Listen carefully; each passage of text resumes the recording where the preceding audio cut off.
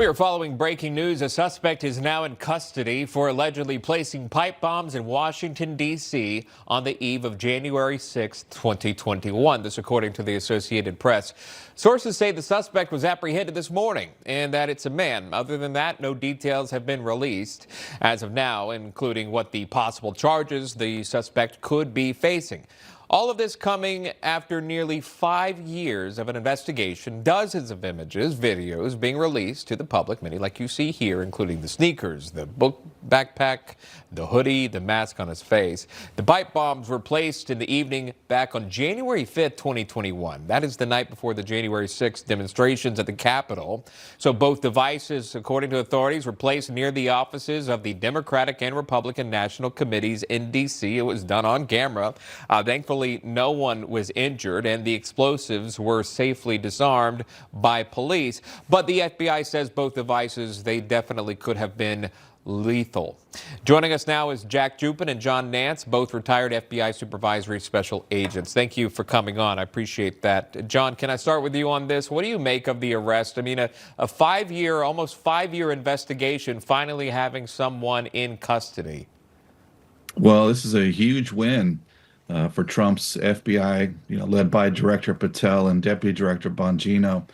In fact, yesterday, Bongino posted a post on X yesterday and alluded to an AI project, and it makes me wonder if that didn't have something to do with this new arrest. So, of course, a 5-year-long investigation resolved by Kash Patel's FBI.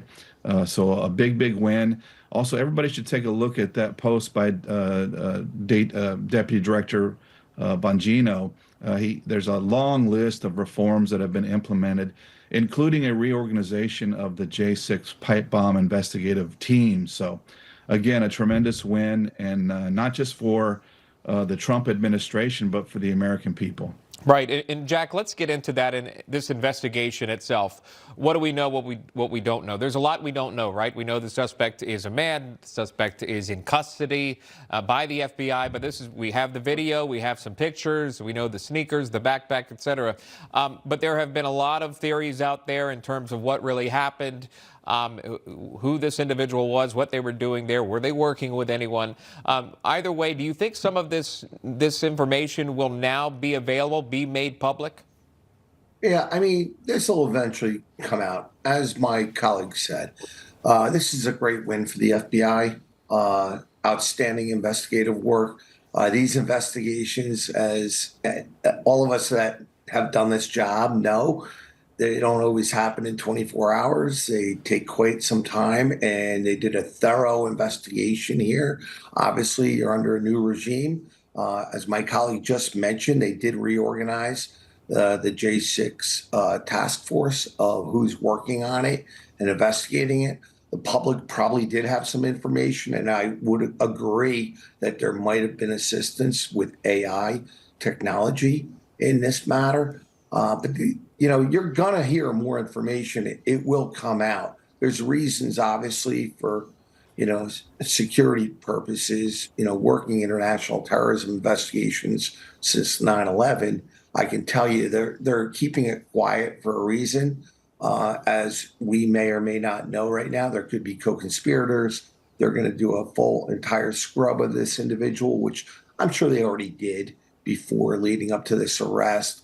But you want to make sure that we've, dotted all the I's, crossed all the T's, and made sure everything is complete, for federal prosecution in this matter. Yeah, John, do you back that up? Because, at least for me, I would assume the announcement's made, someone's behind bars, someone's in custody, rather, and then they're going to have they're going to have their press conference.